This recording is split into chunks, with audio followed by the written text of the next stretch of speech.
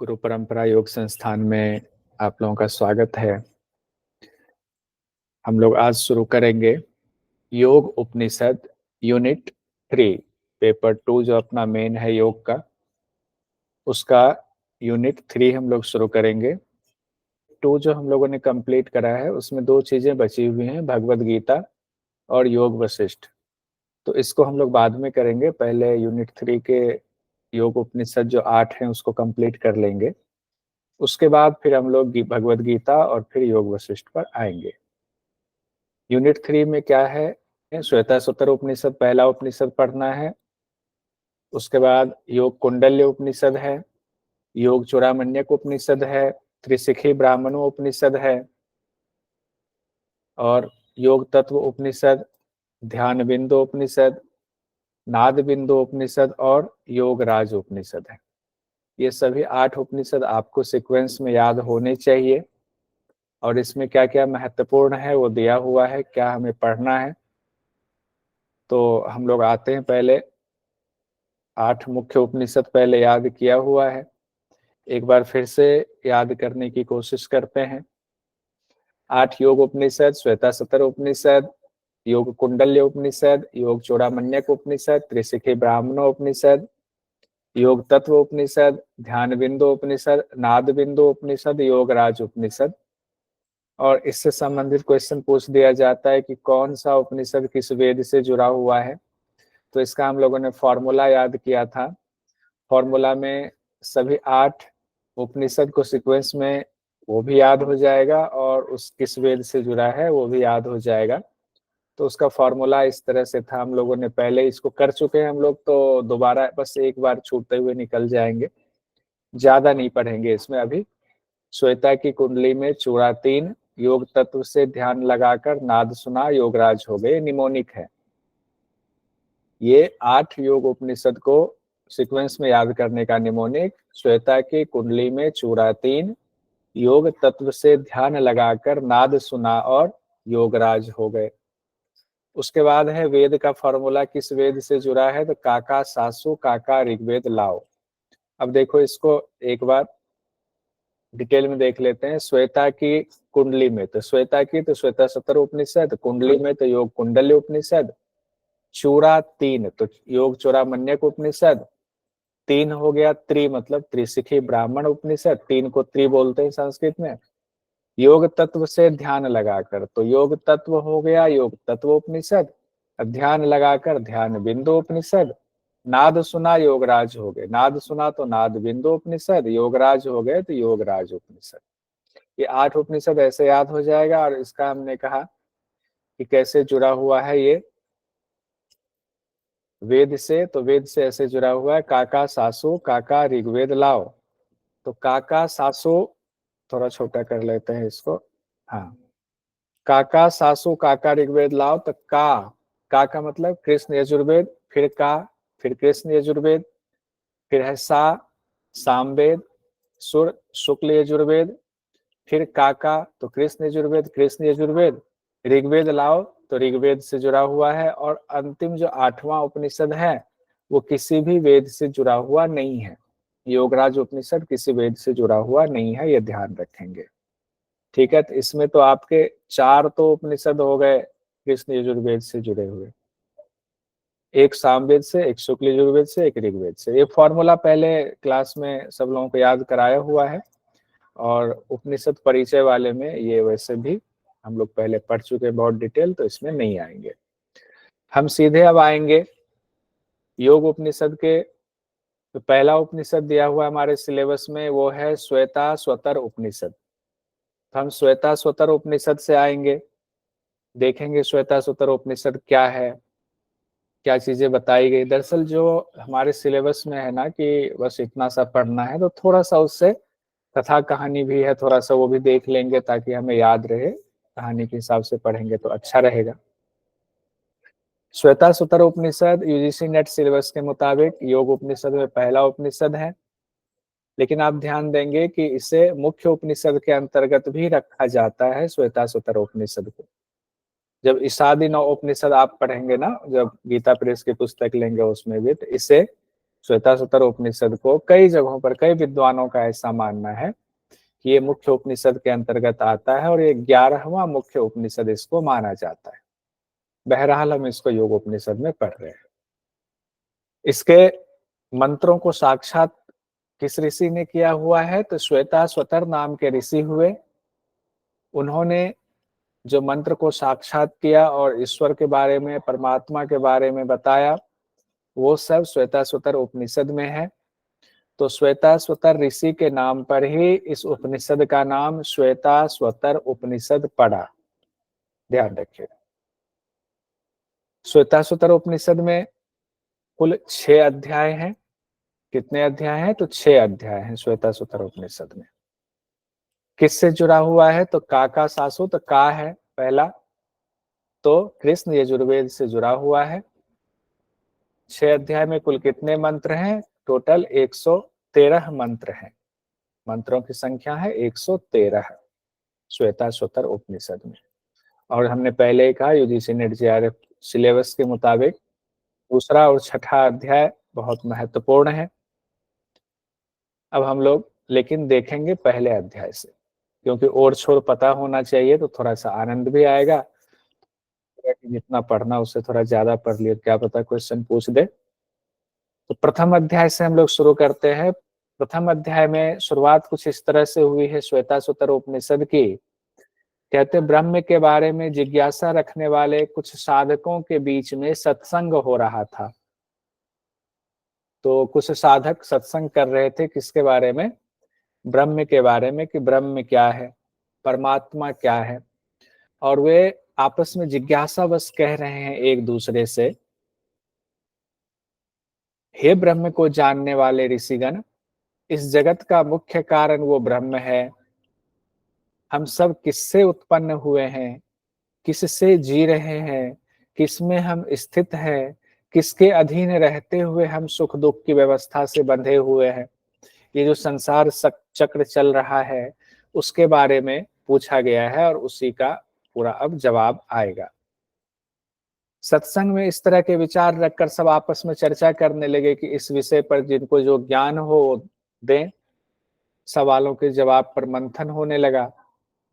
मंथन और क्या होने लगा इसमें कि काल आदि फल देने वाले कर्म, जो काल हैं, फल देने वाले जो हम कर्म करते हैं, और पांचों जो हमारे महाभूत हैं, आकाश वायु अग्नि जल पृथ्वी, और जो जीवात्मा हमारे अंदर है, क्या ये कारण है इसके जो ऊपर सवाल आया हुआ है?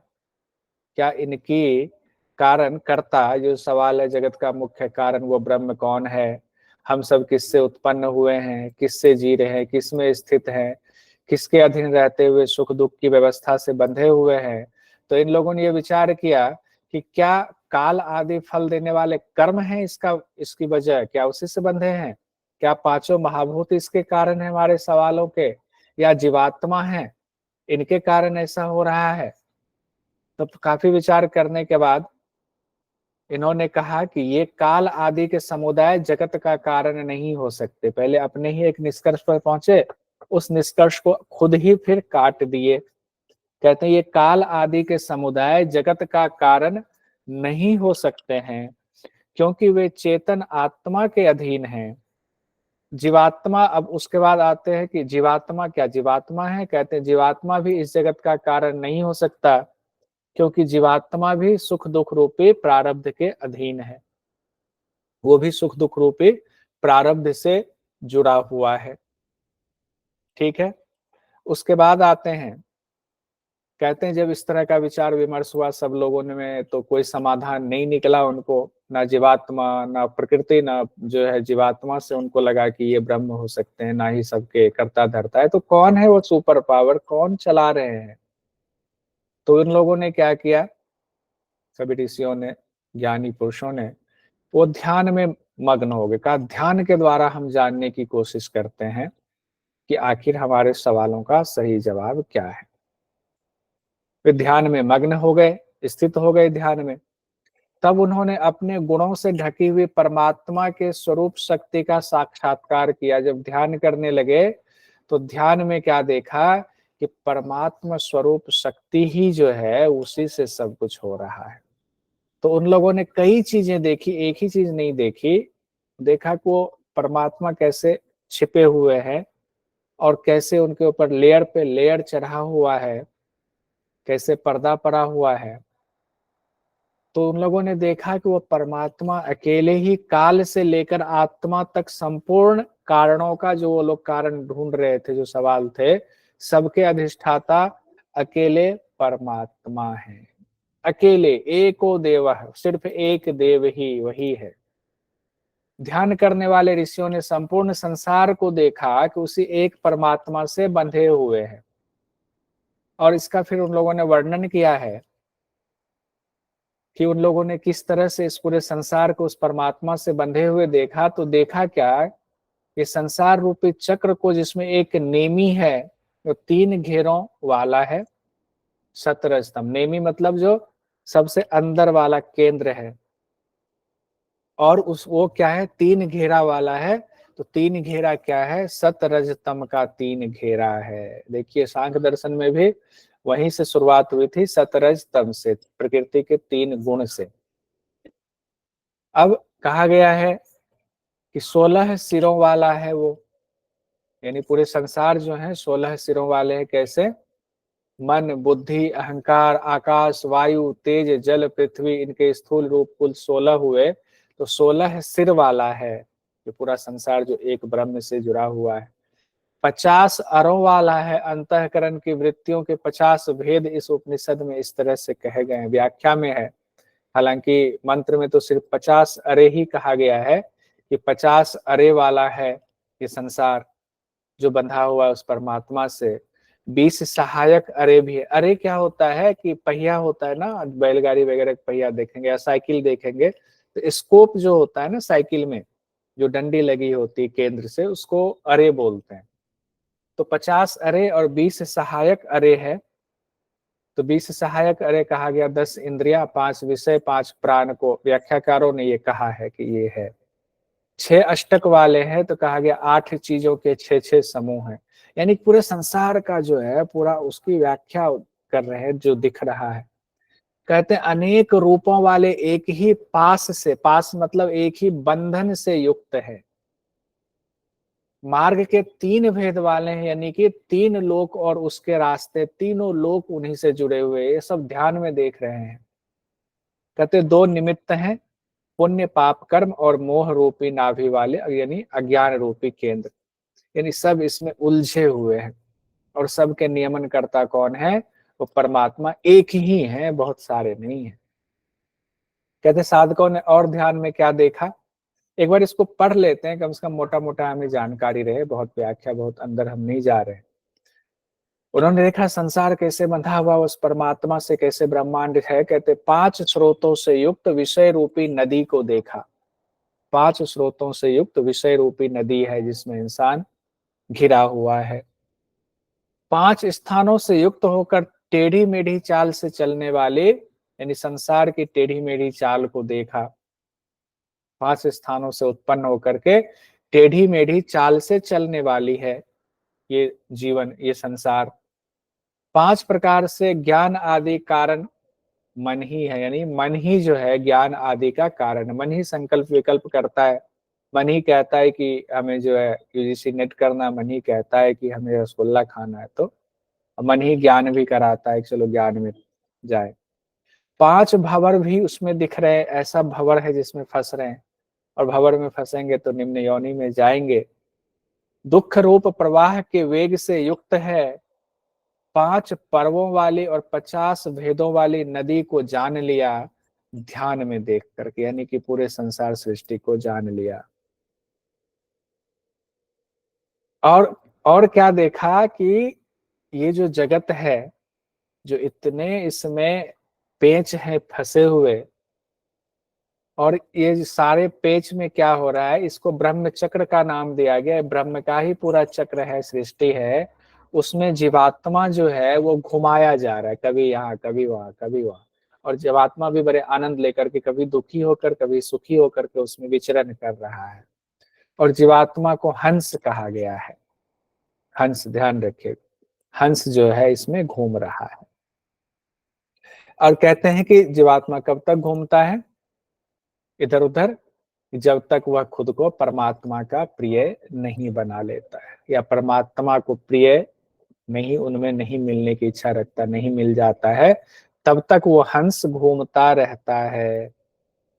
कहते जब खुद को और प्रेरक परमात्मा को पृथक पृथक वो जान लेता है, और ये भी जान लेता है कि उस परब्रह्म रूपी जो चक्र है, उन्हीं के घुमाने से ये संसार चक्र घूम रहा है, वही सर्वशक्तिशाली है। और अगर इस चक्र से छूटना है, दुख सुख वाले से, जन्म मृत्यु के चक्र से, तो उन्हीं की कृपा से छूट सकते हैं, उस परमात्मा की कृपा से ही छूट सकते हैं।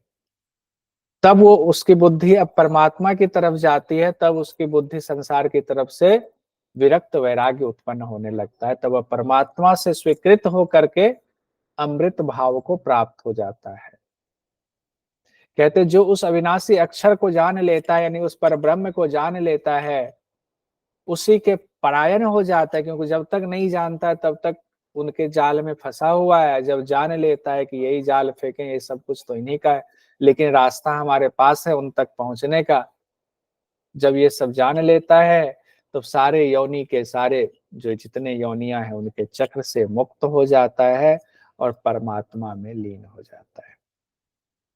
आगे क्या कहा गया देखिए, क्वेश्चन किस तरह से पूछा जाता है, परेशान नहीं होंगे, बहुत सारे क्वेश्चन आए हुए हैं श्वेताश्वतर उपनिषद से, वो क्वेश्चंस भी मैंने निकाल के रखा हुआ है, वो भी कराएंगे। फिर ईश्वर, जीव और प्रकृति को बताया गया है, इसे त्रयम कहा गया है। एक तो ब्रह्म हुए, एक जीवात्मा हुआ, एक प्रकृति है। कहते जब निरंतर ध्यान के द्वारा अब आपका मोह भंग हो गया, तो आप क्या करते हैं, परमात्मा को प्राप्त हो जाते हैं। तब कहा गया है विश्व माया की निवृत्ति हो जाती है, ये जो विश्व रूपी माया है, ब्रह्म चक्र है, उससे निवृत्ति हो जाती है, और सभी पास जो है, यानी सभी बंधन जो है जिसमें हम घूम रहे थे, उसका नाश हो जाता है, सभी इंद्रियों के विषयों से मुक्ति मिल जाती है, क्लेश का नाश हो जाता है, अब कोई क्लेश नहीं रहा, जन्म मृत्यु का अभाव हो जाता है जब हम इससे मुक्त होते हैं। शरीर का नाश हो जाता है, स्थूल शरीर का कोई तात्पर्य फिर नहीं रहता है, कोई अर्थ मतलब नहीं रहता है, समस्त ऐश्वर्य का त्याग कर देता है और विशुद्ध और आप्तकाम हो जाता है। आप्तकाम मतलब आत्मा में ही स्थित रहने वाला, और पूर्ण काम ऋषि भी ऐसे ही कहा जाता है, पूर्ण काम या आप्तकाम एक ही बात है। पूर्ण काम जिनकी सभी कामनाएं पूर्ण हो गए हों, अब कोई कामना शेष नहीं है। अब कहते हैं परमात्मा को फिर प्राप्त कैसे करें, तो कहते हैं वे दोनों जीवात्मा परमात्मा शरीर में ही स्थित है, और उनको प्राप्त करने का उपाय क्या है, जीवात्मा कैसे परमात्मा को प्राप्त करे, तो कहते हैं प्रणव यानी ओम के द्वारा उनको प्राप्त किया जा सकता है। तो ये बहुत इंपॉर्टेंट है, ये नोट कर लीजिए। अब तक कथा कहानी में से हम जो पढ़ रहे थे उसमें कहा गया है श्वेताश्वतर उपनिषद में कि प्रणव के द्वारा उनको प्राप्त किया जा सकता है। एक तो ये बात होगी, कई बातें और कही गई।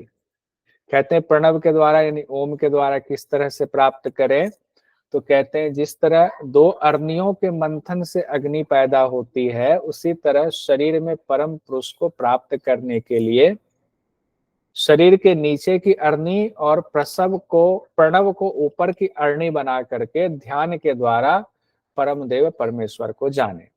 अब ये शब्द ऐसे ऐसे लिखे हुए जो थोड़े कठिन लग रहे हैं, लेकिन बहुत आसान है। देखिए अग्नि का अर्थ होता है जैसे कि पहले अग्नि जलाने के लिए ना घर्षण किया जाता था दो लकड़ी के टुकड़ों में, एक नीचे का एक ऊपर का होता था, एक नीचे होता था, ऊपर से एक लकड़ी के टुकड़ों को घुमाया जाता था, तो उससे अग्नि पैदा होती थी। फिर उस अग्नि से जो है उसका इस्तेमाल करके खाना पकाना या अनाज पकाना जो भी होता था वो इस्तेमाल किया जाता था, उसको अग्नि कहा। यानी कि जो दो इस्तेमाल किया गया अग्नि को उत्पन्न करने के लिए लकड़ी का वो टुकड़ा, वो अग्नि हुआ।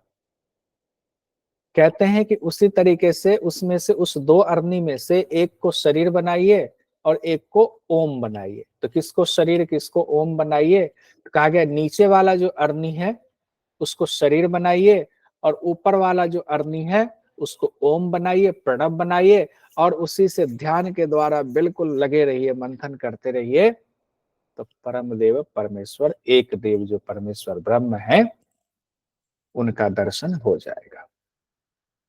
अब कहा गया परमात्मा को कहाँ देखें? परमात्मा कहाँ कहीं छिपे हुए दिख रहे हैं कि लकड़ी तोड़े उसमें है, हाथ तोड़े उसमें है, हम अपने जो है हृदय को फाड़ ले वहां परमात्मा है, कहाँ है?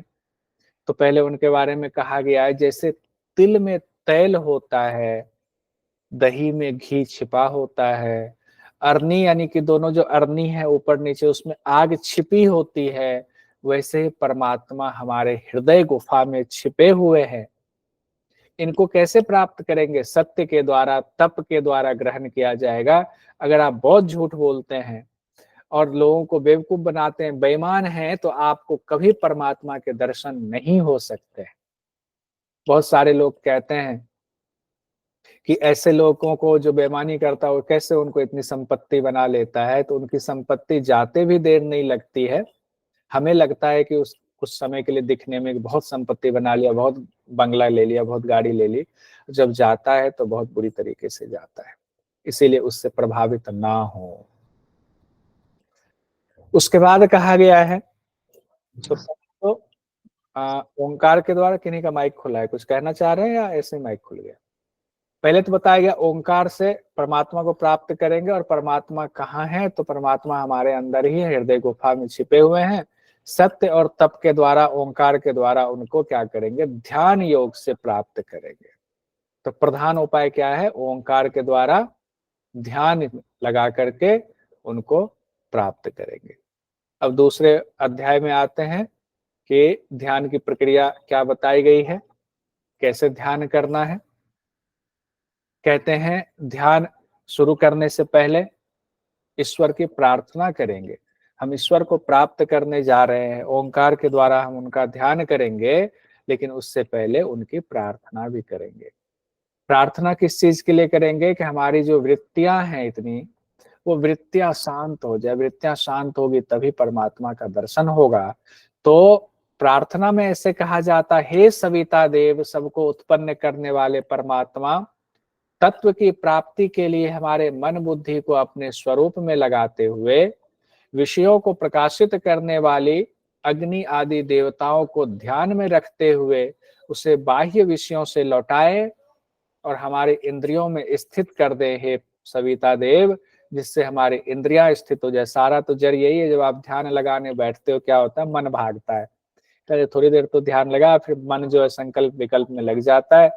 क्या आज करना है? जो इतनी इंपॉर्टेंट चीजें है ना, ध्यान जैसे आंख बंद करके बैठो तो सब कुछ उसी समय आना शुरू हो जाएगा, क्रिस्टल की तरह। इसीलिए सविता देव से प्रार्थना की जा रही है कि हमारे जितने इंद्रिय जितने विषयों में, उनको लौटा करके इनको स्थित कर दे, और उससे हमारी इंद्रियां जब स्थिर हो जाएंगी तब हमें जो है ध्यान अच्छा लगेगा। कहते हैं हम सबको उत्पन्न करने वाले परम देव की आराधना में लगे हुए मन के द्वारा स्वर्गीय सुख के लिए पूरी शक्ति से प्रयत्न करते रहें। यानी कि हम अब जब हमारी चित्त स्थिर हुआ तो हम पूरे शक्ति के साथ अब उस परमात्मा को प्राप्त करने के लिए प्रयत्न करेंगे। कहते हैं सबको उत्पन्न करने वाला परमेश्वर, मन और इंद्रियों के अधिष्ठाता, देवताओं को जो स्वर्ग आदि लोकों में आकाश में गमन करते हैं, भारी प्रकाश फैलाते हैं, उनको हमारे मन बुद्धि से संयुक्त कर दीजिए और हमें प्रकाश प्रदान करने की उनको प्रेरणा दीजिए। किनको? परमेश्वर से कह रहे हैं कि आप ही ने तो पूरी सृष्टि को बनाया है, आप ही ने देवताओं को बनाया है। तो देवता कौन है? हम लोग इससे पहले कई उपनिषद में पढ़ चुके हैं कि मन इंद्रिया जितना हमारे शरीर में, सारे देवताओं की शक्ति जो है वो स्थित है। सबके शरीर में सभी देवताओं की शक्ति स्थित है। तो कहते हैं परमेश्वर, उन देवताओं को आप जो है ना, उनको जो है थोड़ा सा ऐसा कर दीजिए, वो देवता हमारे मन बुद्धि से संयुक्त हो जाए और हमें प्रकाश प्रदान करने की वो प्रेरणा दे। मतलब वो देवता भी आपकी प्राप्ति में हमारे लिए सहायता प्रदान करे, ये प्रेरणा आप देवताओं को दें और देवता हमारे लिए उस आपकी प्राप्ति में सहायक बन जाए, ताकि हम ध्यान करने में समर्थ हो जाएं। उसके बाद कहते हैं जिन परब्रह्म परमात्मा में श्रेष्ठ बुद्धि वाले ब्राह्मण आदि अधिकारी मनुष्य अपने मन को लगाते हैं और अपनी सब प्रकार की बुद्धि वृत्तियों को भी नियुक्त करते हैं, जिन्होंने अग्निहोत्र आदि सभी शुभ कर्मों का विधान किया है, जो सभी जगत के विचारों को जानने वाला एक है, सबसे महान सर्वव्यापी सर्वज्ञ और सबके उत्पादक परम देव की हमें स्तुति करनी चाहिए। यानी कि उस परमात्मा में जिसमें सभी श्रेष्ठ बुद्धि वाले ब्राह्मण आदि अधिकारी मनुष्य अपने मन को उन्हीं में लगाते हैं, उन्हीं में अपनी बुद्धि वृत्तियों को नियुक्त करते हैं, जो सभी जगत के विचारों को जानने वाले हैं, हमें उनकी ही स्तुति करनी चाहिए। उसके बाद कहते हैं हे मन और बुद्धि, मन और बुद्धि भी तो देवता ही हैं, वो भी तो देवताओं के उससे काम करते हैं। मेन तो मन और बुद्धि, मन बुद्धि अगर हटा दें आप तो फिर कुछ भी नहीं है। तो मन बुद्धि को तो सबसे ज्यादा इंपॉर्टेंस देना, इन्हीं को तो कंट्रोल करना। मन, हे मन और बुद्धि, मैं तुम दोनों के स्वामी और जगत के आदि कारण बार बार नमस्कार करता हूं।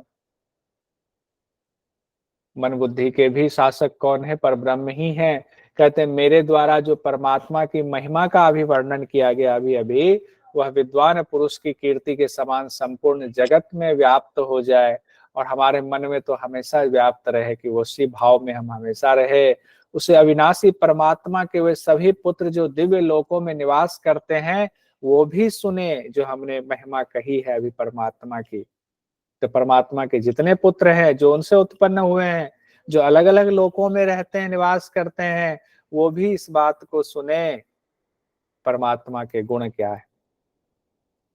अब ध्यान की स्थिति के बारे में कहा गया, जहां परमात्मा का मंथन किया जाता है यानी प्राप्ति की जाती है, जहां प्राण वायु का निरोध किया जाता है, जहां सोमरस अधिकता से प्रकट होता है, वहां मन सर्वथा विशुद्ध हो जाता है। तो ध्यान की ये स्थिति बताई गई है। तो ध्यान की स्थिति, तो ये स्थिति कब होगी? जब सारी इंद्रियां अपने विषयों से हट करके अंतर्मुखी हो जाएंगी, तभी ये स्थिति हो सकती है। कहते हैं ऐसी स्थिति में जब ये स्थिति हो गई, ध्यान में लग जाने का निर्देश है कि आपकी अब ये स्थिति हो गई है, मन सर्वथा विशुद्ध हो गया है, सोमरस अधिकता से प्रकट हो गया है और प्राण वायु का निरोध हो गया है। अब क्या करेंगे? कहते हैं परमात्मा की प्रेरणा से उस ब्रह्म की ही सेवा करनी चाहिए, उस ब्रह्म में ही, आत्मा से आत्मा में ही लीन रहेंगे, उस परमात्मा में ही आश्रय प्राप्त कर जब तुम्हारे पूर्व संचित कर्म अब विघ्न कारक नहीं होंगे, जो पहले के भी कर्म हैं अब वो विघ्न कारक, विघ्न नहीं पैदा करेंगे उस परमात्मा को प्राप्ति के रास्ते में। अब कहा गया कि बैठे कैसे? ध्यान करना है परमात्मा का, कैसे बैठे, बैठने की स्थिति क्या हो? तो कहते बुद्धिमान साधक को चाहिए कि तीनों अंग ऊंचा उठाए, सिर, गला और छाती। सिर, गला और छाती को बिल्कुल सीधा रखे। शब्द इस्तेमाल किया गया है तिरुअन्नतम, तिरुन्नतम, सिर, गला, छाती। इसकी व्याख्या में कहा गया तीनों अंगों को ऊंचा उठाए, शरीर को सीधा और स्थिर रखेंगे और सभी इंद्रियों को मन के द्वारा हृदय में निरुद्ध करें, क्योंकि हृदय में ही कहा गया परमात्मा का निवास है। तो सभी इंद्रियों को मन के द्वारा कहाँ रखेंगे? हृदय में ले आएंगे। ओंकार, अब ओंकार की बात थी कि ध्यान करना कैसे, तो ओंकार के द्वारा। अब कहते हैं ओंकार रूपी नौका का सहारा लीजिए।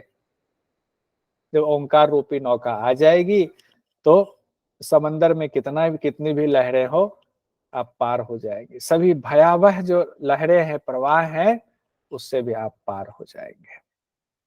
तो ओंकार के द्वारा ध्यान योग की स्थिति बता दिया गया। चूंकि ऊपर प्राण रोध की भी बात है, ध्यान रखिएगा। तो प्राण रोध कैसे करेंगे? जब प्राणायाम नहीं होगा तो प्राण रोध कैसे हुआ? प्राणायाम करना पड़ेगा। तो प्राणायाम के बारे में भी कहा गया है कि बुद्धिमान साधक को चाहिए कि सभी चेष्टाओं को करते हुए उन्हें योग साधना के योग्य बना लें। तो क्या प्राणायाम में क्या चीज सभी चेष्टाओं के करते हुए? यानी कि आहार विहार का ध्यान रखते हुए, यानी जो भी कर्म आप कर रहे हैं वो सब लगे कि सारा कर्म हमारा उस परमात्मा से जुड़ने के लिए वो साधन हम अपना रहे हैं, चाहे ध्यान का साधन, ओम रूपी नौका में, चाहे प्राण रोध का साधन, तो हमारा व्यवहार, हमारी चेष्टाएं इनके विपरीत नहीं होनी चाहिए। कहते विधिवत प्राणायाम करके प्राण की जब सूक्ष्म हो जाए, यानी प्राण जब निरोध हो जाए, तो नासिका के द्वारा उसको बाहर निकाल देना चाहिए। देखिए बहुत सारी चीजें ऐसी हैं जो संकेत रूप में बताया गया है, पूरा खुल के नहीं बताया गया है। अभी तक जितना हमने पढ़ा, ध्यान का भी स्थिति बता दिया सब क्या, लेकिन उसमें कई चीजें मिसिंग हैं। मोटा मोटा बताया वैसे करेंगे, लेकिन वो विधि, एग्जैक्ट विधि नहीं बताई गई। तो एग्जाम की दृष्टि से तो ठीक है, लेकिन व्यवहार की दृष्टि से, अभ्यास की दृष्टि से किसी गुरु का होना जरूरी है, बिना गुरु के ज्ञान नहीं होगा। तो प्राणायाम में भी गुरु की चर्चा मान के चलिए कि निहित है, बिना गुरु के ज्ञान नहीं होगा। अब ये देखिए यहां से क्वेश्चन आ जाता है, कहते हैं जैसे दुष्ट घोड़ों से युक्त रथ को अच्छा सारथी सावधानी पूर्वक गंतव्य तक ले जाता है, उसी तरह मन को सावधान होकर वश में करें। यहां से क्वेश्चन आता है, दुष्ट घोड़ों से युक्त रथ को अच्छा सारथी सावधानी पूर्वक गंतव्य तक ले जाता है। तो पहले तो रथ की चर्चा हो गई, दुष्ट घोड़ों की चर्चा हो गई, सारथी की चर्चा हो गई। कहते हैं उसी तरह मन को सावधान होकर वश में करें। तो दुष्ट घोड़ों से तुलना कर दिया, किसके? मन की, कि सावधान होकर के मन को वश में करें। आगे फिर से यहाँ एक चर्चा है, प्राणायाम के लिए स्थान की चर्चा की गई है। कहते हैं समतल भूमि हो, शुद्ध हो, कंकर अग्नि बालू से रहित हो, वहां कंकर ना हो, आग वाली जगह ना हो, आग लग जाए, बालू से रहित हो। होता है ना बहुत जगह, सूखे पेड़ होंगे तो ज्यादा हवा चली तो पेड़ टकरा कर आग लग सकती है।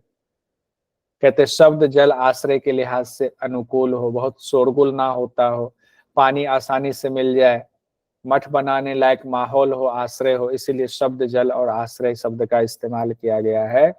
आंखों को पीड़ा पहुंचाने वाले दृश्य ना दिखते हो वहां पर, तब गुफा आदि जो वायु शून्य एकांत जगह है उसमें आसन लगाइए और ध्यान में बैठ जाइए, प्राणायाम भी करेंगे और उस दौरान क्या करेंगे? मन को परमात्मा में लगाएंगे। अब इसी में से क्वेश्चन आ जाएगा कि इस श्वेताश्वतर उपनिषद में प्राणायाम के लिए जो स्थान की चर्चा है, ध्यान के लिए स्थान की चर्चा है, पहले तो प्राणरोध ही करेंगे तब ध्यान पर जाएंगे। तो जगह के बारे में क्या क्या कहा गया है? कंकर अग्नि बालू, शब्द जल आश्रय। अब शब्द जल आश्रय चूंकि हठयोग वाले ग्रंथों में हम लोगों ने नहीं पढ़ा है, ध्यान रखिएगा, श्वेताश्वतर उपनिषद में शब्द जल आश्रय भी कहा गया है। हो सकता है अलग से ये दे दे। और आंखों को पीड़ा पहुंचाने वाले दृश्य ना हो, गुफा हो, वायु शून्य हो, एकांत स्थान तो कहा गया है, वहां पर क्या करेंगे? मन को परमात्मा में लगाएंगे। अब ये भी इंपॉर्टेंट है, साधन सही दिशा में जा रहा है, क्योंकि देखिए एक ही चीज तो नहीं, प्राणायाम भी कर रहे हैं, फिर ध्यान भी करेंगे, और पूरा स्टेप बाय स्टेप इसमें नहीं बताया हुआ है, क्योंकि हमने पहले ही कहा बहुत सारी चीजें गुरु के लिए है, क्योंकि योग के किसी शास्त्र में कंप्लीट चीजें नहीं बताई गई हैं, और हर जगह कहा गया है मोटा मोटा बता करके गुरु के द्वारा ही आपको ज्ञान की प्राप्ति होगी। कहा गया है कि अब कैसे पता चले कि साधन सही दिशा में जा रहा है? तो कुछ लक्षण दिखेंगे। कहते हैं जब अभ्यास करेंगे तो साधक के सामने क्या होगा, यानी हमारे आपके सामने क्या होगा? जब हम अभ्यास करेंगे, कोहरा दिखाई देगा, धुआं दिखाई देगा, सूर्य के समान कभी कभी प्रकाश दिखाई देगा, वायु का कभी जो है प्रवाह स्पर्श होगा, कभी अग्नि के समान तेज दिखाई देगा अचानक से, कभी जुगनू के समान तेज दिखाई देगा, कि बिजली कड़क रही है ऐसा दिखाई देगा, कभी स्फटक मणि के समान जो है स्फटक मणि लगेगा, दिख रहा है, कभी चंद्रमा के दर्शन होंगे। तो इस तरह के दृश्य प्रकट होंगे। ये सब योग की सफलता को व्यक्त करने वाले एक तरह से आपको साइन मिलेंगे, चिन्ह मिलेंगे, लक्षण मिलेंगे। क्या क्या फिर से देखिए, एग्जाम में आ सकता है क्वेश्चन, कोहरा, धुआं, सूर्य के समान प्रकाश, वायु अग्नि के समान तेज, जुगनू बिजली, स्फटिक मणि चंद्रमा के समान दृश्य प्रकट होते हैं। तो आपको लगेगा कि ये चीजें हो रही, इसका मतलब हमारा अभ्यास अभी सही दिशा में जा रहा है, तभी ये सब लक्षण प्रकट हो रहे हैं। फिर क्या होगा? एक ही बार में तो सिर्फ एक ही चीज नहीं हो जाएगा, उसके बाद भी कुछ ना कुछ होगा। आपको लगेगा कि हाँ अब सही दिशा में जा रहा है, ये सब चीजें हो रही हैं, गुरु ने बताया था, तो अब आप साधना में लगे हुए हैं। साधना करते करते फिर क्या हुआ, पांचों भूतों का आपने उस पर विजय प्राप्त कर लिया। पांचों भूत का जब उत्थान, उत्थान से मतलब जो पंच महाभूत है, आकाश वायु अग्नि जल पृथ्वी, इन पर जब आप विजय प्राप्त कर लेते, इनकी सिद्धि हो जाती है, इसको दिया हुआ है। तो पहले क्या, वो सारे चिन्ह दिखेंगे, फिर पांचों भूतों पर आप विजय प्राप्त कर लेंगे, तो इन पांचों भूतों से संबंधित सिद्धियां आपको प्रकट होने लगेगी। पहले तो ये सारी चीजें लक्षण दिखने लगे, इन लक्षणों के बाद ये जो लक्षण दिखे, पंच महाभूत पर आपकी सिद्धि प्राप्त हुई, और उसके बाद पंच महाभूत की सिद्धियां जो है वो प्रकट होने लगेंगी। कहते तब योग अग्निमय शरीर को प्राप्त कर लेने वाले उस साधक को क्या होगा, उसकी स्थिति कैसे हो जाएगी, उसको रोग नहीं हो सकता, बुढ़ापा उसको छू नहीं सकते, मृत्यु नहीं होगा। रोग, बुढ़ापा, मृत्यु, ये तीन चीजें भी नोट कर लीजिएगा कि वो साधक को अब रोग नहीं होगा, बुढ़ापा नहीं आ सकती, उसको मृत्यु का भय नहीं सताएगा। ठीक है। अब देखिए क्वेश्चन पूछा गया 21 फरवरी 2023 में, दूसरे अध्याय का 13वां मंत्र है, यहां से पूछा गया। अब सिद्धि भी प्रकट हो रही है ना, अब उसके बारे में यहाँ पहले इस मंत्र में तो ना रोग होगा, ना बुढ़ापा, ना मृत्यु, ये कह दिया गया है, लेकिन 13वें मंत्र में बड़ा इंपॉर्टेंट चीज कहा गया और इससे क्वेश्चन पूछा गया। योग की शुरुआती सिद्धि, ऊपर देखिए दो चीजें, ऊपर लक्षण भी है, लक्षण ये है कि सही दिशा में चल रहा है कि नहीं, और यहाँ सिद्धि की बात की जा रही है, शुरुआती सिद्धि क्या है। तो मंत्र में कहा गया, मैंने मंत्र को एज इट इज रखा है, लघुत्वम आरोग्यम लोलुप्तवम वर्ण प्रसादम स्वर सौष्ठवम च गंधम शुभो मूत्र पुरीश पुरीश अल्पम योग प्रवृत्ति में प्रथमम वदंते। योग प्रवृत्ति, ये इसी से संबंधित सवाल आ गया।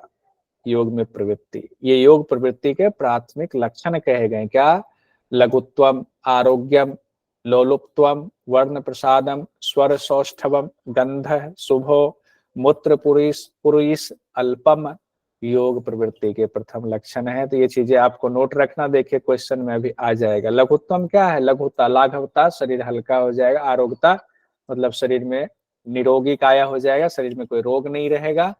लोलुप्यम मतलब चंचलता खत्म, विषय आसक्ति की निवृत्ति हो जाएगी। लोलुप्यम का मतलब है वर्ण प्रसादम, शारीरिक वर्ण उज्जवल हो जाता है, शरीर दिव्य हो जाता है। स्वर सौष्ठम मतलब आपकी वाणी मधुर हो जाती है। गंधम, शरीर से खुशबू आने लगती है। और उसके बाद कहा गया है गंधम शुभ, शरीर से खुशबू आने लगती है। अब मूत्र पुरीश अल्पम, मूत्र मतलब पेशाब, पुरीश मतलब मल, तो मल मूत्र जो है वो अल्प हो जाता है, कम हो जाता है। अब आपको क्वेश्चन दिखाते हैं क्या पूछा गया था। 21 फरवरी 2023 में क्वेश्चन पूछा गया, श्वेताश्वतर उपनिषद के अनुसार योग प्रवृत्ति के प्राथमिक लक्षण कहे गए हैं। योग प्रवृत्ति के प्राथमिक लक्षण, योग प्रवृत्ति शब्द आ गया ना, उसमें था, दिया गया है 5 ऑप्शन और इसमें से 3 सही है। वर्ण प्रसादम, आम रोगम, शुभ गंधम, लोलुप्त्वम, स्वर सौष्ठवम। अब वर्ण प्रसादम कितना, 3 है कि 4?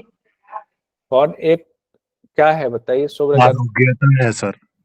आए? शुभ गंध भी है एक। इसका जी जो सर, स्वर सौष्ठम भी है, लोलुप्तम भी है, लघुत्तम है, शुभगंध और और स्वर लोलुप्तम भी है।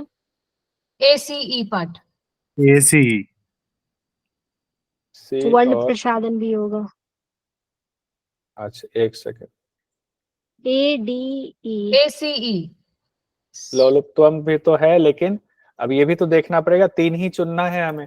सर अलोलुप्तम, अलोलुप्तम है, इसमें लोलुप्तम लिखा है ना। अच्छा अच्छा, ठीक है, हाँ लोलुप्तम तो हो गया कि इसमें लोलुपता रहेगी, आपकी चंचलता जी रहेगी, सर, आ लगाएंगे चलता तभी। रहेगी। तो डी नहीं होगा, आम रोग नहीं होगा, तो आपका ACE ए हो गया वर्ण प्रसादम, शुभ ACE गंध और स्वर गंध हो सौष्ठव। गया स्वर सौष्ठव। तो ए, सी और ई, ई। यही है ना, आप लोग यही कह रहे हैं ना? जी सर। हाँ बाकी जी सब सर। लोग बताइए, सर। एक आदमी के कहने से नहीं होगा। हाँ सर, ACE होगा सर, वर्ण प्रसाद, शुभ गंध और स्वर सौष्ठव। किन्हीं को कंफ्यूजन तो नहीं है कि नहीं आम रोग और लोलुप्तम क्यों नहीं है? कार्तिकेश्वर जी, हिमानी जी, अर्श जी। सर लोलुप्तम तो लिखा है श्लोक में, आपने जो भी लेकिन श्लोक दिखाया होगा। अलोलुप्तम है ना, लोलुप्तम की खात्मा, यहाँ लोलुप्ता है ना। लोलुप्ता मतलब क्या होता है? हम किसी सर वो चीज को श्लोक दिखाइए एक बार, वाला किसी चीज को श्लोक। प्राप्त करने की इच्छा लोलुप्ता है, और जब लोलुप्ता खत्म होगा ना, ये अलग कर दिया है, यहाँ अ होगा, ये एक साथ लिखा था ना, अलोलुप्तम, ठीक है। ये एक को तोड़ दिया तो हमने अ लगाना हम भूल गए, ये एक साथ ऐसे लिखा हुआ था, ठीक है। तो वो नहीं होगा, लोलुप्ता तो हो ही नहीं सकता है। लोलुप्ता तो ऐसे भी लक्षण में नहीं आएगा। लोलुप्ता का मतलब है किसी विषय के प्रति जो है हम आसक्ति होना। वो कहते हैं ना, बड़े लोलुप हो यार तुम, बड़े लालची टाइप के हो, वो तो नहीं होगा, ठीक है। उसमें माफी चाहूंगा। तो उस हिसाब, और किन्हीं को कंफ्यूजन? मीना जी अच्छा क्या आपने पूछा। अर्श जी, हिमांशी जी, कार्तिकेश्वर जी, नैन्सी जी, मेघा जी, रमेश जी, सिद्धार्थ जी, सब लोग बताएं। मंजू जी, प्रमिला जी,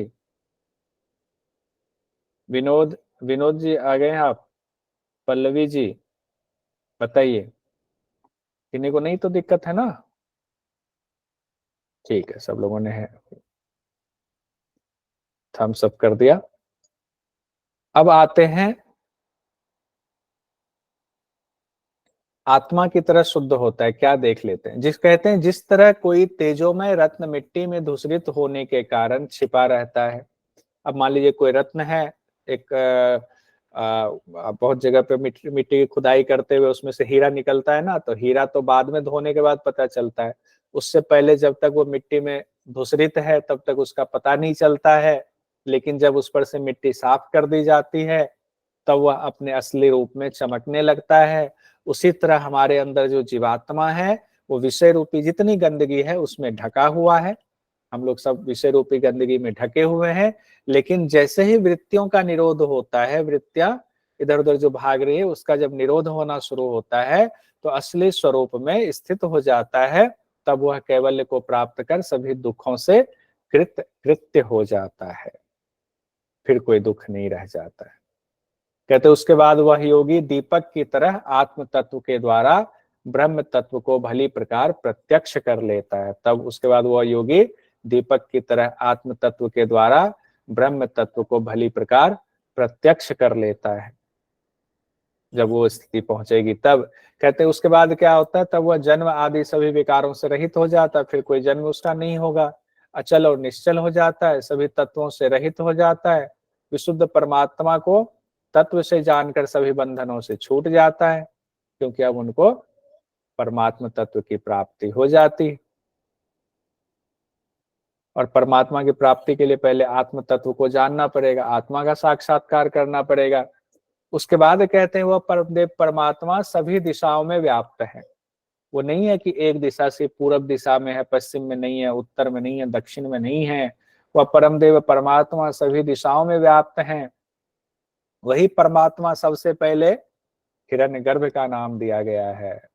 हिरण्यगर्भ के रूप में प्रकट हुए तो सबसे पहले जो उनका रूप आया वो हिरण्यगर्भ के रूप में आया, इसीलिए इनको कहा जाता है सबसे पहले हिरण्यगर्भ आए।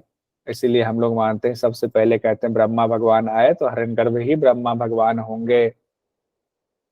वही ब्रह्मांड के गर्भ में अंतर्यामी रूप में स्थित हैं, वही इस समय जगत के रूप में प्रकट है, वही भविष्य में भी प्रकट होने वाले हैं। वह सब जीवों के भीतर है और सभी ओर उनकी दृष्टि है, सभी ओर उनके मुख वाले हैं। कितना सुंदर व्याख्या। एक एक व्याख्या मत सोचिएगा सिर्फ कथा कहानी चल रहा है, एग्जाम में कभी भी पूछा जा सकता है। कहते जो परमदेव अग्नि में है वही परमदेव जल में भी है, वही सब लोकों में भी प्रविष्ट हो रहे हैं। जो औषधियों में है वही वनस्पति में भी है। उस परमदेव परमात्मा को नमस्कार है। तो सब में परमात्मा दर्शन करने की चेष्टा कीजिए। ये सिर्फ पढ़ने के लिए नहीं, एग्जाम के लिए थोड़ा सा जीवन जीने के लिए भी कोशिश कीजिए। अब चूंकि कहा गया था दूसरे और छठे अध्याय महत्वपूर्ण है, लेकिन तीसरा और चौथा अध्याय भी महत्वपूर्ण है, क्योंकि इससे एक क्वेश्चन पूछ दिया गया था। तो तीसरे और चौथे अध्याय में भगवान शिव की आराधना के बारे में अब कहा गया है। श्वेताश्वतर उपनिषद में 5वें और छठे मंत्र में कहा गया है, हे रुद्रदेव, आपकी जो भयानकता से शून्य, सौम्य और पुण्य से प्रकाशित होने वाली शिव यानी कल्याणकारी मूर्ति है, हे गिरिशंत, गिरिशंत कहा गया पर्वत पर रहने वाले भगवान शिव को, उस परम शांत मूर्ति रूपी कृपा दृष्टि हम पर डालिए। भगवान शिव की आराधना हो रही है। कहते हैं, हे गिरिशंत, जिस वान को फेंकने के लिए आपने हाथ में धारण किया हुआ है, कहते हैं ना संहारकर्ता की श्रेणी में दे दिया जाता है। कहते, हे गिरिराज, हिमालय की रक्षा करने वाले भगवान शिव, उस बाण को आप कल्याण वही बना लो जो बाण जो है फेंकने के लिए आपने हाथ में धारण कर लिया है। जीवन समुदाय रूप जगत को आप नष्ट मत करो। उसके बाद 13वें और 14वें मंत्र में कहा गया है, अंगुष्ठ मात्र अंतर्यामी परम पुरुष सदा ही मनुष्यों के हृदय में अंगुष्ठ मात्र से रहते हैं। वह मन के स्वामी हैं। निर्मल हृदय और विशुद्ध मन के द्वारा ध्यान में लाकर जब प्रत्यक्ष होते हैं, तो जिनको प्रत्यक्ष होते हैं वे अमर हो जाते हैं। कहते वह परम पुरुष हजारों सिर वाले हैं, हजारों आंख वाले हैं। हजारों से मतलब हजार संख्या ही नहीं है, ये अनंत कहने वाले, हजारों आंख वाले, हजारों पैर वाले। वह समस्त जगत को सब ओर से घेर करके रखे हुए है। नाभि से 10 अंगुल ऊपर स्थित है। जो हमारी नाभि है उससे 10 अंगुल ऊपर यानी हृदय वाले स्थान तक कहा गया है। 10 अंगुल ऊपर से तात्पर्य हृदय स्थान तक है। तीसरे अध्याय के 18वें मंत्र में कहा गया है, वह स्थावर और जंगम दोनों को अपने वश में रखने वाला है।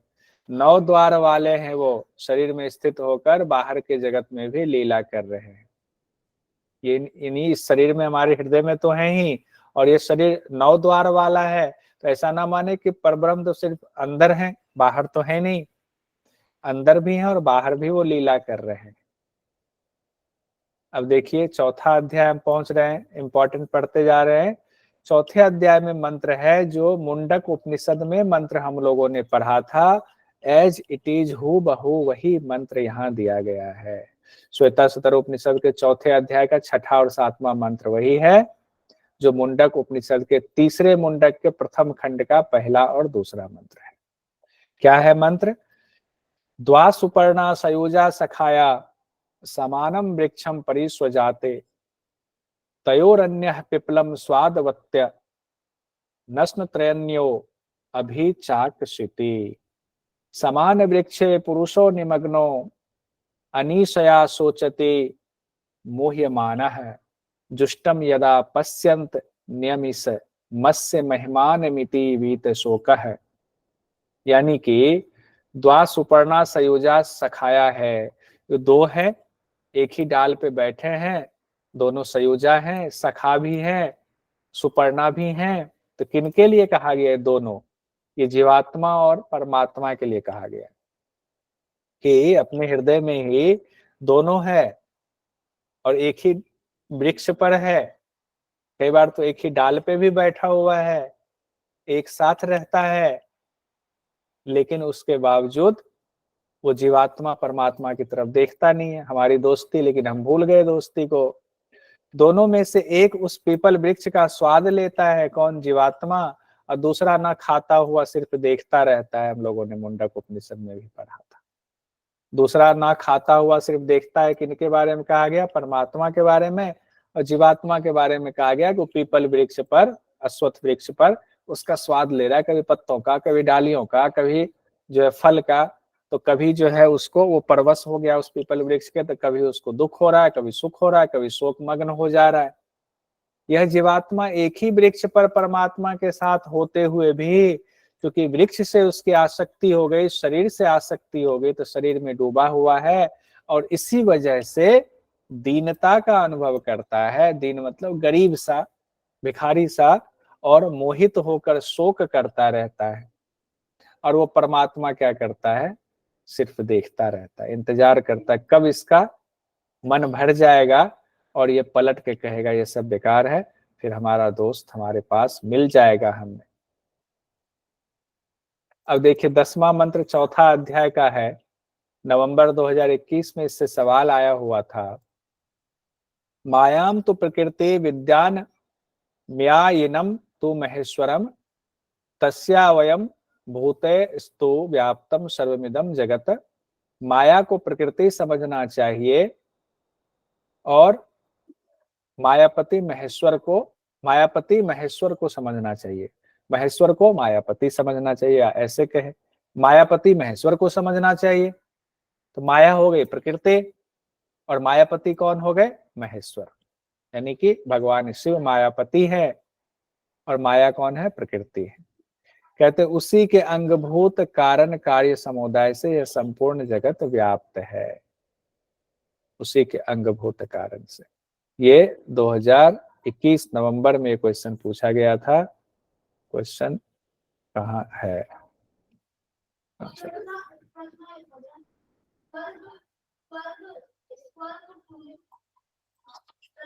क्वेश्चन यहाँ नहीं लिखा मैंने, क्या क्वेश्चन नीचे होगा, कोई बात नहीं। शिव तत्व का स्वरूप आगे बताया गया है। कहते हैं जिस समय अज्ञान रूप अंधकार, एक बार ये क्वेश्चन देख ही लेते हैं, एक बार नीचे आने दीजिए।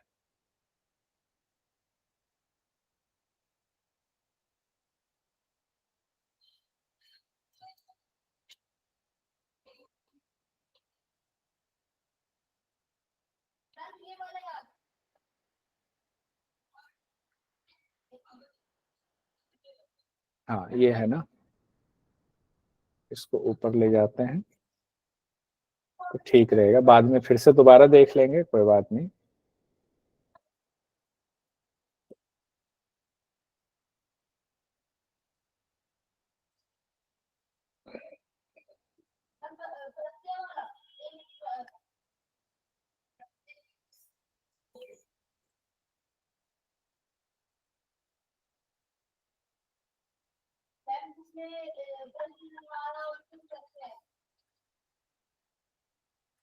यहाँ पर ये सवाल पूछा गया था नवंबर 2021 में।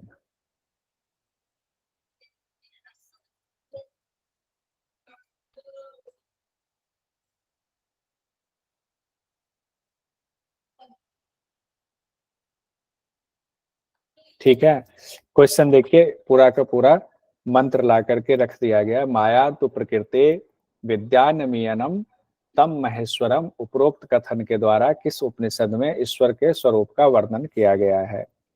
और नीचे ऑप्शन दे दिया गया, योगराज उपनिषद, योग तत्व उपनिषद, श्वेतासुतर उपनिषद, त्रिशिक ब्राह्मण उपनिषद। तो ये महेश्वर, माया को प्रकृति और मायापति को महेश्वर कहा गया है। ये अपना आया श्वेतासुतर उपनिषद में। ठीक है, आगे बढ़ते हैं। शिव तत्व का स्वरूप आगे बता रहे हैं। भगवान शिव की चर्चा है तो शिव तत्व का स्वरूप भी बढ़िया से बताया हुआ है।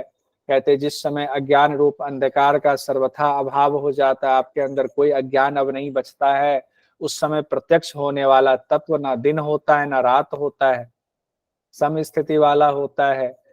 ना वह सत्य है ना वह असत्य है, केवल कल्याणमय शिव ही है। वह सर्वथा अविनाशी है। वे सूर्य आदि समस्त देवताओं के भी उपास्य देव हैं। उन्हीं से यह सदा चला आता हुआ अनादि ज्ञान फैला हुआ है। उसके बाद कहते हैं, हे रुद्र, अब भगवान शिव की उपासना कहते हैं, आप स्वयं अजन्म, आपका जन्म नहीं हुआ है, अतः दूसरों को भी जन्म मृत्यु से मुक्त कर देना आपका स्वभाव है। आप अजन्मा है तो क्यों हमें जन्म मृत्यु के चक्र में फंसा के रखे हैं? आपका स्वभाव ही है हमें जन्म मृत्यु से मुक्त कर देना। जो कोई भी संसार चक्र से छूटने के लिए आपकी शरण लेता है, लेकिन उसके लिए आपकी इच्छा होनी चाहिए संसार चक्र से छूटने के लिए। बहुत सारे लोगों का तो मन ही होता है कि अच्छा अच्छा होता रहे तो इसी में फंसे, कहाँ जाएं उधर, क्योंकि इधर का तो स्वाद पता है, उधर का तो पता नहीं है। जब इधर से वैराग होगा तो उधर जाएंगे। तो कहते हैं जो कोई भी इस संसार चक्र से छूटने के लिए आपकी शरण लेता है, तब जो आपका दाहिना मुख है उसके द्वारा आप हमारे जैसे साधकों की सदा रक्षा करो। दाहिने मुख से कहा गया सदा रक्षा करो। उसके बाद भगवान शिव की आराधना करते हुए साधक कहते हैं, हे सबका संहार करने वाले रुद्र, हम लोग नाना प्रकार की भेंट से सदा आपको बुलाते हैं, आप हमारी रक्षा करो। हम आपसे प्रार्थना करते हैं, हमारे पुत्र पौत्रों की रक्षा करो, उन्हें किसी प्रकार से क्षति ना पहुंचे।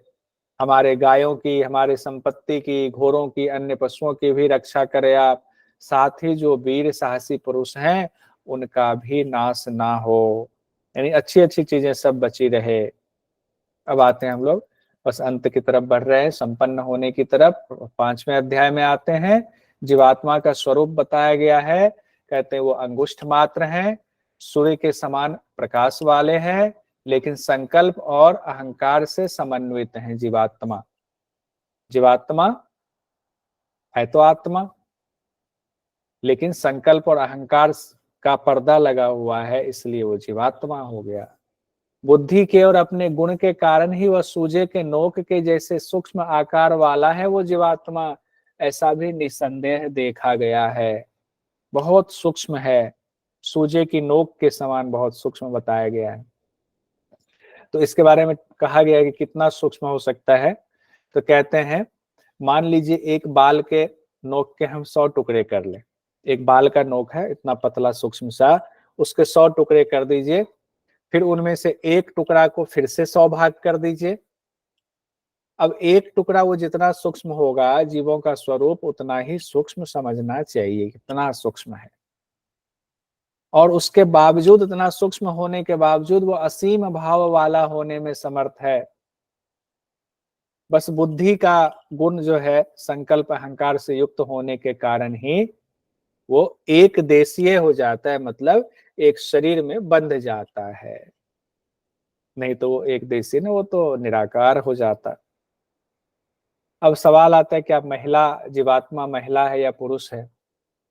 तो कहते हैं, यह जीवात्मा ना तो स्त्री है, ना ही यह पुरुष है, ना ही यह नपुंसक है। इसका कोई लिंग नहीं है जीवात्मा का। वह जीवात्मा जिस शरीर को ग्रहण कर लेता है, जिस शरीर से संबद्ध हो जाता है, जिसमें बंध जाता है, उसके जैसा ही वो, उसका नामकरण हो जाता है। कि हमें कह दिया कि हम जो है पुरुष हो गए, कौशल की जीवात्मा, शालिनी जी, शालिका जी, लोग है, रिया जी है, सबकी जीवात्मा स्त्री वाली हो गई। लेकिन जीवात्मा क्या है? ना स्त्री, ना पुरुष, ना नपुंसक लिंग है। अब आते हैं हम लोग 6ठे अध्याय में। इसमें से क्वेश्चन और पूछा जाता है, उसको भी देख लेंगे। 6ठे अध्याय में कहते हैं, कितने ही बुद्धिमान लोग स्वभाव को जगत का कारण बताते हैं, कुछ लोग काल को जगत का कारण बताते हैं। लोगों में संशय की स्थिति है। दरअसल ये लोग मोहग्रस्त हैं, कि चाहते हैं कि ये सारी चीजें प्राप्त होती रहे, दुख होता है तो सुख की तरफ दौड़ते हैं। तो ये भी ब्रह्म का ही ब्रह्म चक्र है, उसमें घूम रहे हैं। ये सब ब्रह्म की ही महिमा है, उन्हीं के द्वारा ब्रह्म चक्र में उनको घुमाया जा रहा है, क्योंकि उनकी बुद्धि ऐसी। जिस दिन बुद्धि ये साफ होगी तो ब्रह्म चक्र से छुटकारा पाएंगे। कहते अब छुटकारा पाने के लिए मन का भाव कैसा होना चाहिए? तो कहते जिस परमेश्वर से संपूर्ण जगत सदा व्याप्त है, जो ऊपर हम लोगों ने पढ़ा, वो ज्ञान स्वरूप परमेश्वर काल का भी महाकाल है, सर्वगुण संपन्न है, सबको जानने वाला है। उससे ही सभी सब कुछ शासित हो रहे हैं, यानी सर्व का नियंता वही है। पांचों भूत भी उन्हीं से शासित हो रहे हैं। ऐसी हमारी भावना हमेशा होनी चाहिए कि हर जगह ब्रह्म है, हमें डरना नहीं चाहिए। बस डरना तब डरेंगे ना जब हम कुछ गलत करेंगे। कहते हैं जड़ चेतन का फिर संयोग कैसे हुआ? कैसे, जब सब कुछ वही है तो कैसे जो फंस गया जीवात्मा के चक्कर में? कहते ब्रह्म ने जड़ तत्वों की रचना की, जड़ मतलब प्रकृति की रचना की और उसका निरीक्षण किया। फिर चेतन तत्व का जड़ तत्व से संयोग करा के फिर यह योग कहे कि 1 से 2, 2 से 3 और 8 के साथ, काल के साथ, आत्म संबंधी सूक्ष्म गुणों के साथ, यानी कि जितनी रचना की उसका गुण बता रहे हैं कि 1 से 2 किया था, 2 से 3, 3 से 8 किया उन्होंने, काल किया, आत्म संबंधी गुण और सूक्ष्म गुण जो सारे कुछ आ गए, उनसे परमात्मा ने क्या किया? जीव का संबंध करा दिया। जीव यानी कि उस आत्मा से संबंध हो गया तो जगत की रचना हो गई। अब एक कहा गया 1 से 2, एक अविद्या है। कहते हैं अविद्या की वजह से ही तो सब हुआ है, ये पातंजल योग दर्शन में है। और 2 क्या हो गए, पाप और पुण्य कर्म। 2 से 3 क्या हो गए, तो 3 है गुण, 17 स्तंभ गुण। और 8 क्या हो गए, तो कहते हैं अंतःकरण और पंच महाभूत। इस तरह से कहा, इस तरह से व्याख्या में कहा गया है। अब आते हैं, आगे बढ़ते हैं। देखिए यहाँ से क्वेश्चन पूछा गया है, छठे अध्याय का जो 11वां मंत्र है उससे क्वेश्चन पूछा गया जून 2023 में, यानी हाल फिलहाल का ही मामला है। तो पहले मंत्र देख लेते हैं, फिर उसका अर्थ देख लेते हैं, फिर आप लोग क्वेश्चन का आंसर दीजिएगा। कहते एको देवः सर्वभूतेषु गूढ़ः सर्वव्यापी सर्वभूत अंतरात्मा कर्माध्यक्षः सर्वभूत अधिवासः साक्षी चेता केवलो निर्गुणश्च। अच्छे से देख लीजिए, एको देव मतलब वही एक देव परमात्मा, सर्वभूतेषु गूढ़, सभी भूतों के वो गूढ़ हैं, सब में छिपे हुए हैं, सर्वव्यापी है वो, सर्वभूत अंतरात्मा, सभी भूतों के सभी प्राणियों के अंतर्यामी वही है, आत्मा अंदर वही है, उन्हीं का अंश है। कर्माध्यक्ष है, सभी कर्मों के अधिष्ठाता वही है। सर्वभूत अधिवास है, सभी भूत उन्हीं में निवास करते हैं, उन्हीं में स्थित रहते हैं, सबको स्थिति देने वाले भी वही है। साक्षी है वो, सबका साक्षी, सब कुछ देख रहे हैं। अगर आप कुछ गलत कर रहे, सोचेगा हमें कोई नहीं देख रहा है, किसने देखा, तो वो सब देख रहे हैं। कोर्ट में आप बच जाएंगे, कचहरी में, लेकिन भगवान के पास नहीं बचेंगे। चेता है वो, चेतना है सबकी, वो चेतन स्वरूप है। केवलो निर्गुणश्च, उसके अलावे सर्वथा निर्गुण और गुणातीत भी हैं। 17 स्तंभ से वो गुणातीत है, निर्गुण है। 17 स्तंभ से उनका कोई लेना देना, यानी कि उनसे, उनके नियंता होते हुए भी उनसे परे है।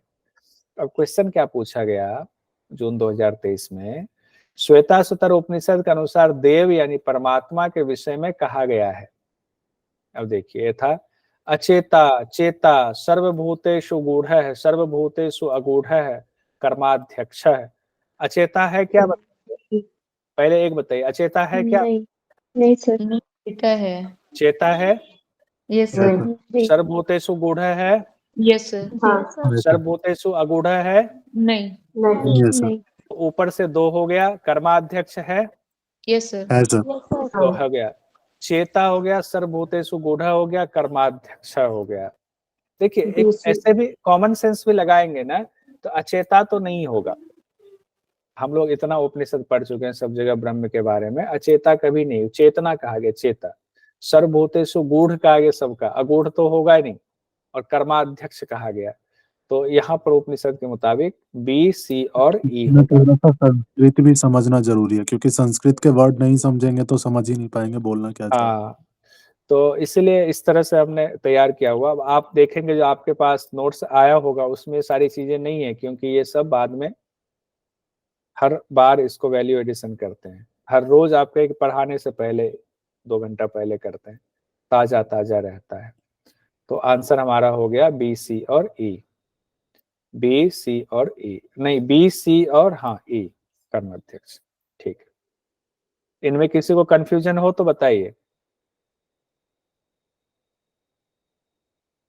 ये वाला पोर्शन बढ़ते हैं, कर्मयोग, उपासना योग, ज्ञान योग, इसको छोड़ देते हैं, क्योंकि ये कंफ्यूजन पैदा करेगा, बहुत ज्यादा हो जाएगा, क्योंकि पहली बार बहुत सारे लोग पढ़ रहे होंगे। इसकी जगह पर सीधे एक साथ आ जाते हैं, परीक्षा की दृष्टि से बहुत महत्वपूर्ण है। श्वेताश्वतर उपनिषद के मुताबिक परमात्मा को प्राप्त करने का साधन ऊपर तो हम लोगों ने देखा ही, ओम के द्वारा, ध्यान के द्वारा है। छठे अध्याय में 13वें मंत्र में कहा गया है, नित्यो नित्यानाम चेतन सचेतनाना मेको बहुनायो विदधाति कामान तत्कारणम सांख्य योगाधिगम्यम ज्ञात्वा देवं मुच्यते सर्वपाशः। इसमें क्या कहा गया है, वो जो हमने 3 योग दिया ना, वो पूरे श्वेताश्वतर उपनिषद को का निकाल करके निचोड़ उसकी व्याख्या थी, लेकिन डायरेक्ट छठे अध्याय के 13वें मंत्र में कहा गया, जो बहुत महत्वपूर्ण है, कि सांख्य योग के द्वारा नित्यो नित्यानाम, जो नित्यों में नित्य है, चेतन सचेतनाना, चेतनों में भी चेतन है, वह अकेला ही सभी जीवों की कामनाओं का निमित्त कारण है, वही जो इस सृष्टि का निमित्त कारण है उनको सांख्य योग से प्राप्त किया जा सकता है। ये बहुत इंपॉर्टेंट है सांख्य योग से, क्योंकि इससे संबंधित क्वेश्चन भी आता है। सांख्य और योग से उनको जानकर ही सब पासों से छूटा जा सकता है, मोक्ष को प्राप्त किया जा सकता है। जब उनको जान गए तो मोक्ष प्राप्त हो गया। जून 2023 में यहाँ से सवाल पूछा था, देखिए 2-2 क्वेश्चन, कभी कभी तो एक नहीं 2-2 क्वेश्चन पूछ दिया गया। छठे अध्याय का मंत्र संख्या 16वां से क्वेश्चन पूछा गया था, और ऊपर भी एक आपने देखा जून 2023 में भी क्वेश्चन पूछा गया था, 2 क्वेश्चन पूछा गया छठे अध्याय से। मंत्र क्या है? स विश्वकृत विश्ववित आत्म योनिर्ज्ञ आत्म योनिरज्ञ काल कालो गुणी सर्वविद यह प्रधान क्षेत्रपति गुणेशः संसार मोक्ष स्थिति बंध हेतु हो। अब इसमें भी बहुत सारे शब्द हैं। कहा गया है कि वह ज्ञान स्वरूप परमात्मा क्या है? विश्वकृत है, यानी सर्वद्रष्टा है, विश्ववित है, सर्वज्ञ है, आत्मयोनिरज्ञ कहा गया है कि अपने आप प्रकट होने, खुद के प्रकट होने का हेतु भी खुद ही है, यानी उनको किसी ने प्रकट नहीं किया, यानी किसी को पता ही नहीं, अपने आप प्रकट है तो खुद ही है, उनका हेतु कोई है ही नहीं। काल कालो, वो काल के भी काल है, महाकाल है, वो गुणी है, सभी गुणों से संपन्न। गुणी मतलब यहाँ गुणों से तात्पर्य आप वहां ऊपर कहेंगे, ऊपर निर्गुण कहा गया है, यहाँ गुणी कहा गया है, क्योंकि उनसे सारे गुण निकले हुए हैं, इसीलिए उस सेंस में कहा गया है। लेकिन वो गुणी उनसे निकलने के बावजूद भी वो निर्लेप हैं गुणों से। सर्वविद हैं, सबको जानने वाले सर्वविद हैं। अब प्रधान क्षेत्रपति हैं, प्रकृति और जीवात्मा के स्वामी। प्रधान क्षेत्रपति प्रकृति और जीवात्मा के स्वामी हैं। गुणेशः, सभी गुणों के वो शासक है। और संसार मोक्ष स्थिति बंध हेतु, संसार में बांधने वाले भी हैं और स्थित रखने वाले भी हैं और मोक्ष देने वाले भी हैं। वही संसार में बांधने वाले हैं, वही संसार में बनाए रखने वाले हैं, और वही संसार से मोक्ष दिलाने वाले हैं। अब क्वेश्चन देखिए क्या पूछा, ध्यान से गौर से इसको पढ़िएगा। श्वेताश्वतर उपनिषद में परमेश्वर के विषय में कहा गया है कि वह काल अकाल गुणेश, काल काल प्रधान क्षेत्रपति गुणी। अब बताइए इसमें 4 सही है, एक ही इसमें से गलत है, यानी कि नीचे जो ऑप्शन दिया गया है ना, इसमें सब में क्या 4 ऑप्शन दिया गया है, यानी एक कोई चीज है जो नहीं है। तो बताइए क्या नहीं है? गुणी है क्या? नीचे से देखते हैं, गुणी है क्या? है सर। Yes sir. प्रधान क्षेत्रपति है, यस सर। जी काल सर। काल काला है, सर यही नहीं लग रहा है। ये नहीं है सर, काल अकाल नहीं। फिर काल देखिए काला ध्यान से, नहीं है। फिर देख लीजिए काल काला है, काला है कि नहीं? काल गुणेशा और है, काल। गुणेशा है, यस ये सर। सर जी सर, गुणी काल से है। काल अकाल कहाँ से है? आगे कार्तिकेश्वर जी कह रहे ये नहीं। काल कालो है ना, देखिए काल कालो, काल कालो गुणी सर्वविदा, ठीक है। तो कालों के भी काल हैं वो, तो इसीलिए बाकी संस्कृत वाला शब्द दे दिया, काल और अकाल कर दिया गया यहाँ पर, तो ये वाला नहीं होगा, ठीक है। बाकी चारों है, गुणेश भी है, काल काला है भी है, प्रधान क्षेत्रपति भी है, गुणी भी है। तो बी सी डी ए, वैसे भी आपको इतना देखने की जरूरत नहीं पड़ेगी। बी सी डी और ई, बी सी डी और किसी में है ही नहीं ऐसे, यहाँ A B C D E है, 3 बी सी डी। गुणी अगर एक भी आ जाए तो कई बार तो ऐसे भी हमें देखना पड़ता है, थोड़ा सा लगाएंगे दिमाग कि एक तो कंफर्म है, वो किसमें नहीं है, वैसे आ जाएगा। तो ए वाला नहीं है, बी सी डी और ई दूसरा वाला ऑप्शन सही है। आइए अब आगे बढ़ते हैं। उसके बाद मंत्र संख्या 18 में कहा गया है, जिस ब्रह्म ने सबसे पहले ब्रह्मा को उत्पन्न किया, फिर उस ब्रह्मा को सभी वेदों का ज्ञान दिया। तो अब देखिए ऊपर कहा गया था ना, हिरण्यगर्भ नाम दिया गया था। अब यहाँ कह रहे हैं कि जिस ब्रह्म ने सबसे पहले ब्रह्मा को उत्पन्न किया, इसका मतलब हिरण्यगर्भ और ब्रह्मा तो एक ही हुए ना, साबित हो गया ना यहाँ पर।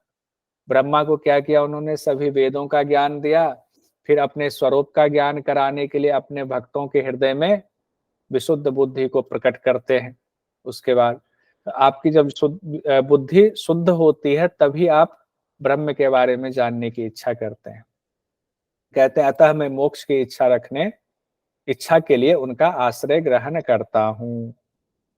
किनका आश्रय ग्रहण करेंगे, मोक्ष की इच्छा रखेंगे तभी परमात्मा का आश्रय ग्रहण करेंगे, और ये तभी होगा जब शुद्ध बुद्धि होगी हमारी। ब्रह्म के बारे में इतनी जानकारी कैसे प्राप्त हो गई, इतना सब कुछ कैसे जान लिया हमने। कहते हैं यह प्रसिद्ध है कि श्वेताश्वतर नाम के ऋषि ने तप के प्रभाव से और परमेश्वर की कृपा से ब्रह्म को जान पाए।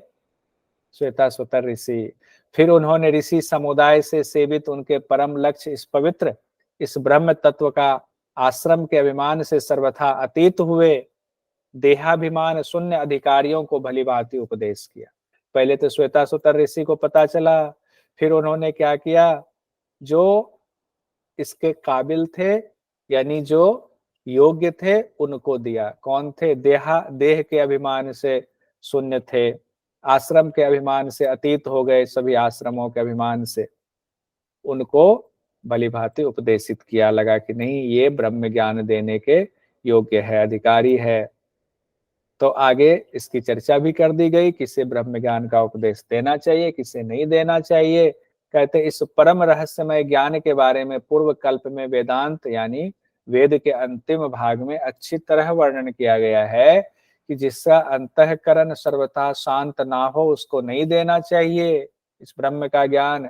जो अपना पुत्र नहीं हो, जो शिष्य भी ना हो, उसे भी उपदेश नहीं देना चाहिए। इंपॉर्टेंट है, 3 चीजें हो गई ना, जिसका अंतःकरण शांत ना हो, जो अपना पुत्र ना हो, अपुत्र ना हो, साथ साथ शिष्य भी ना हो, उसको उपदेश नहीं देंगे।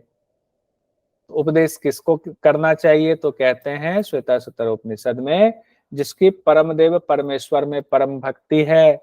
जिस तरह परमेश्वर में भक्ति है उसी तरह गुरु में भी भक्ति होनी चाहिए।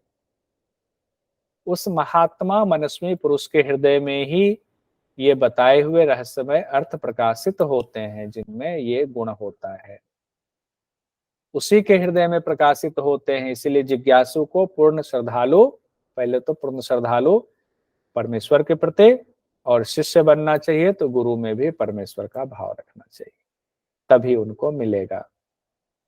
तो इसको एक साथ भी है कि किसको ना दें, जिनका अंतःकरण सर्वथा शांत ना हो, जो अपना पुत्र ना हो, जो शिष्य ना हो। किसको दें, जिसकी परम देव में श्रद्धा हो, भक्ति हो, और जो गुरु को भी परमेश्वर की तरह ही मानते हो। ये क्वेश्चन तो हमने ये देख ही लिया, एक बार फिर से आप लोग देख लीजिए और फटाफट बताते जाइए, तो अभी खत्म कर ले और संपन्न हो जाएगा। ज्यादा नहीं बचा है, कुछ ही है। श्वेताश्वतर उपनिषद में परमेश्वर के विषय में कहा गया है, काल अकाल गुणेश काल काल है प्रधान क्षेत्रपति गुणी, कौन नहीं है बस बता दीजिए, आगे बढ़ जाए। 3 नंबर छोड़ के बाकी सभी है। काला छोड़ के। अब ये भी हमने देखा श्वेताश्वतर उपनिषद के अनुसार योग प्रवृत्ति के प्राथमिक लक्षण कहे गए हैं। वर्ण प्रसादम आम रोगम शुभ्रगंधम लोलुप्त्वम स्वर सौष्ठम। कौन सा नहीं है ये बता दीजिए। आम रोग और लोलुप्त। बी और आम डी रोग नहीं है और बी और बी और डी नहीं है, बाकी सब है।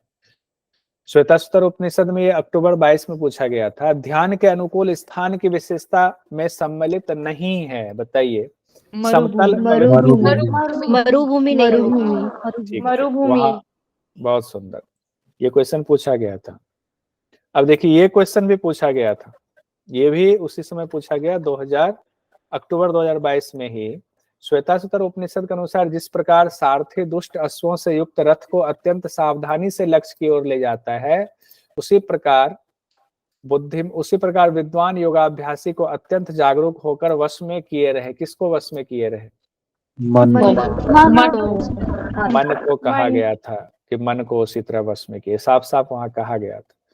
नवंबर 21 में पूछा गया, ये तो खैर अलग है। मुक्ति को उपनिषद में उपनिषदों की संख्या 108। ठीक है, कोई नहीं। ये क्वेश्चन अभी हम लोगों ने देखा, मायाम तो प्रकृति विज्ञान मियन विद्यान में इनम तम महेश्वरम किस उपनिषद से है? तो अपने श्वेताश्वतर उपनिषद। श्वेताश्वतर उपनिषद। कहाँ पर कहा गया? चौथा अध्याय 10वां मंत्र। 2020 में देखिए क्वेश्चन पूछा गया, श्वेताश्वतर उपनिषद के अनुसार इनमें से किसके द्वारा परम कारण स्वरूप परमात्मा ज्ञेय है? राजयोग, सांख्योग, कर्मयोग, लय योग। सांख्य सांख्य योग, बहुत सुंदर। श्वेताश्वतर उपनिषद के अनुसार किन्हीं का माइक खुला है, बहुत भारी आवाज आ रही है। सिद्धार्थ जी, श्वेताश्वतर उपनिषद के अनुसार पंच महाभूत के सम्यक उत्थान से संभव है। अब पंच महाभूत का जब हुआ था, विजय प्राप्त हुई थी, जरा उसके रहित बाद होना, जरा रहित होना, जरा रहित अवस्था, अकाल ए मृत्यु ना होना। अकाल मृत्यु अकाल न मृत्यु होना। ना होना। तो अकाल मृत्यु ना। 3 चीजें थी, जरा, 1, 2, रोग 3 रोग जरा और अकाल। अच्छा, चंद्रमा वाला सूर्य का आभास क्या था? सर ये लक्षण था सिद्धि की लक्षण यानी कि पंच महाभूत के सम्यक उत्थान से पहले जो लक्षण था कि हमारी सही दिशा में जा रही है कि नहीं, उसमें ये दोनों था, ध्यान रखिए। प्रारंभिक लक्षण। कितना बढ़िया बढ़िया क्वेश्चन पूछा गया है। सूची 1 और 2 को सुमेलित कीजिए। इसमें है क्या? श्वेताश्वतर उपनिषद। हाँ बताइए, श्वेताश्वतर उपनिषद एक बता दीजिए श्वेताश्वतर का। ध्यान योग, ध्यान योग, ध्यान योग है। ध्यान योग। ध्यान, बाकी का रहने दीजिए, बाद में पढ़ेंगे तो देख लेंगे। अष्टांग योग है त्रिशिक्षो ब्राह्मण में। कोई नहीं, वो बाद में देख लेंगे, बाकी लोग कंफ्यूज हो जाएंगे। ठीक है, उसको रहने देते हैं। श्वेताश्वतर उपनिषद के किस अध्याय में प्राणायाम के बारे में बताया गया है? द्वितीय अध्याय में। परमात्मा प्राप्ति के लिए इसको रहने दीजिए, इसमें कंफ्यूज हो जाएंगे। श्वेताश्वतर उपनिषद में योग की सिद्धि के लक्षण जो बताए गए थे, शुरुआती लक्षण है वो कि सही दिशा में जा रहा है कि नहीं, क्या क्या था? चंद्रमा दृश्य प्रकट 1 और 2। ध्यान के द्वारा नौका से किसकी तुलना की गई है? ध्यान के द्वारा नौका से ओमकार। ओमकार। वहां शब्द कहा गया, ध्यान रखिएगा, ब्रह्मोडुपेन, ब्रह्मोडुपेन, ओंकार से। तो इस तरह से हमारा श्वेताश्वतर उपनिषद कंप्लीट हो गया। अच्छे से हमने पढ़ लिया, जितने क्वेश्चन आए थे, कहाँ से क्या पूछा गया है, वो सारा निकाल लिया। उम्मीद है कि इसमें से अब कोई दिक्कत नहीं होगी। ठीक है, तो सर इसमें टोटल कितने मंत्र थे, एक बार वो बता दीजिए। टोटल मंत्र बताया था 113 मंत्र बताया था। कितना था? बोलिए एक बार। 113। 113 मंत्र, मंत्रों की संख्या 113। अध्याय कितने थे? 6 6 अध्याय, 113 मंत्र। ठीक है।